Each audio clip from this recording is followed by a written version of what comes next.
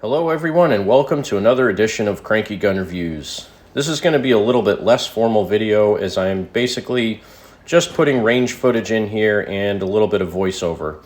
There were other people at the range today when I went out there to shoot this rifle, so I am a little bit limited as to the voiceover that I can do, which I'm sure some of you are happy about that.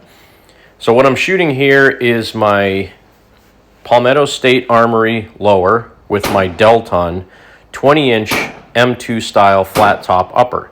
I did a video about this rifle a few days back, and this is the first time I've had a chance to get it out to the range and shoot it. So I'm shooting a bunch of different random 5.56 and 223 ammo. Some of it is Wolf steel cased, some of it is Wolf 5.56 M855, and I also have some other M193 ammo as well, all mixed in here. And the purpose of this range trip was not really for accuracy, it was more to get a feel for the rifle and to put some rounds down range. I'm not even really sighting this in that well because the sight that I have on this right now is that really crummy cast aluminum carry handle sight that I did a video about a couple of years ago, what not to buy. And again, proves itself that it's pretty crappy. It did clamp down tight on the rail, but I was not really able to get it zeroed with the front sight, even after putting several magazines through it. So I am still waiting for my proper A2 style carry handle sight. I just haven't received it yet.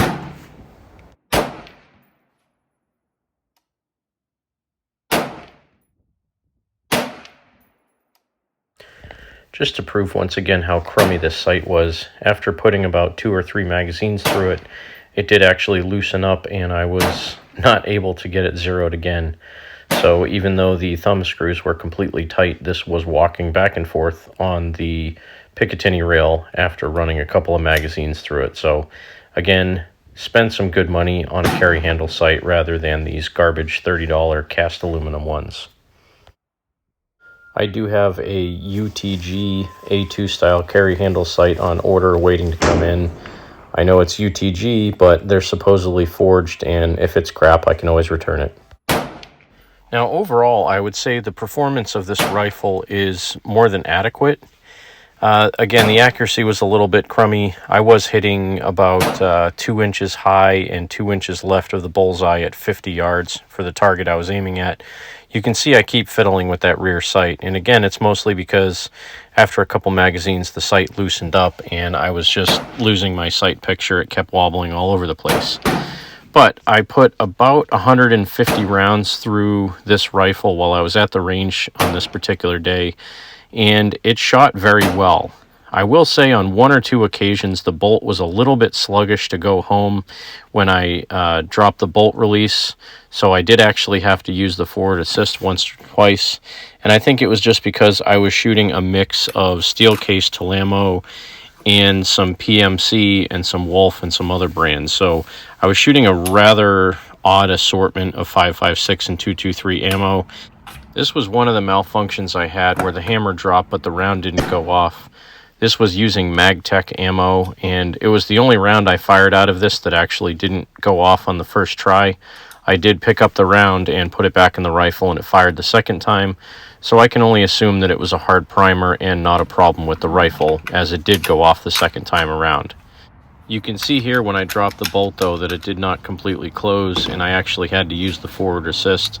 I'm not exactly sure why it's doing that. It happened maybe, I think, 2 times my whole range trip, and it actually feels like the bolt itself, when it twists locked inside the chamber, is a little bit sluggish. And this is a chrome line bolt carrier group, so I'm not exactly sure why it would do that. Either the tolerances are very tight or the gas rings on the bolt are very tight.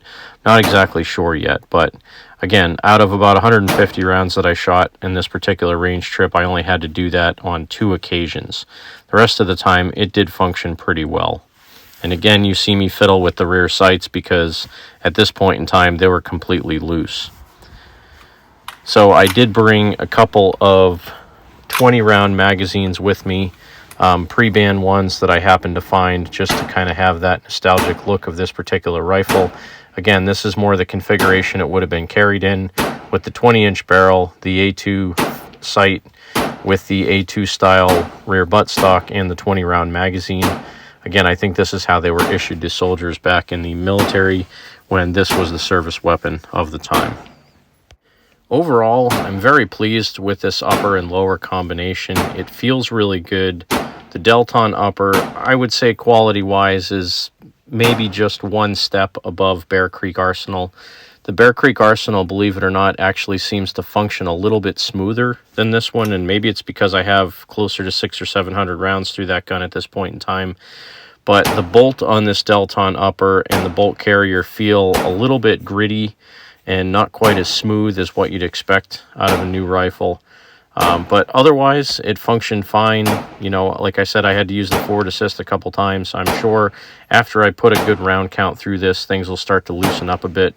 But it's an extremely soft shooting setup with the full-length barrel and the rifle-length gas system on it. It's a great gun.